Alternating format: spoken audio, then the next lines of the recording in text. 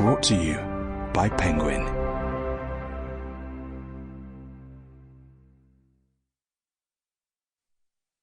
Reflections by Marcia Willett, read by Emma Powell. Part 1. Chapter 1. The town is waking and stretching, gearing up for the day ahead. No traffic moving, no tourists. It's a warm, golden September morning, shreds of mist lying along the estuary, white wings skimming low over the water, the trees' canopies touched aflame with early sunlight. Outside the house in Buckley Street, Cara closes the front door quietly behind her, crosses the road, and goes quickly down the flight of stone steps beside the Fortescue Inn. Pausing for a moment on the quay, she gazes across the harbour to the smooth sands and wooded coves on the further shore, and then, impulsively, turns and makes her way along Fore Street. At the bottom of the ferry steps, the small passenger ferry is already waiting, and Cara boards, pays her fare, and goes forward to sit in the bows. Several more locals join her on their commute to work. The engine throttles up, and the boat heads out across the harbour to East Portsmouth. It's odd, she thinks, how being only a few feet away from land seems to bring a sense of freedom, of detachment from reality. She glances towards the mouth of the estuary, where the silvery, silken skin of the sea stretches towards the misty, indistinct horizon. A small boat is heading for harbour, hugging the deeper channel as it crosses the hazardous spit of sand called the Bar. The ferry's engine cuts to a purr as it slides alongside the wooden pontoon, and Cara waits her turn to climb ashore. No sooner has she stepped down onto the sand than she pauses to slip off one shoe, then the other. The tide is making, but above the high water mark the sand is soft between her toes. Carrying her shoes, she walks along the beach and then perches on a rocky outcrop.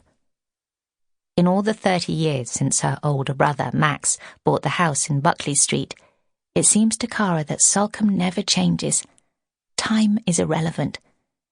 Sitting here, she is able to imagine that she is not alone, that Philip might come strolling along the beach, that she has not sold their house in London, and that she still has somewhere to live. The waves ripple along the sand, and, on her second impulse of the morning, Cara bends forward, rolls up her jeans, and gets to her feet. She walks down the beach and treads cautiously into the water.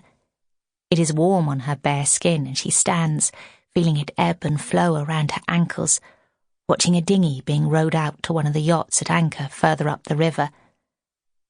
Presently she will put on her shoes and catch the ferry back to Salcombe, to Buckley Street, back to Max and breakfast.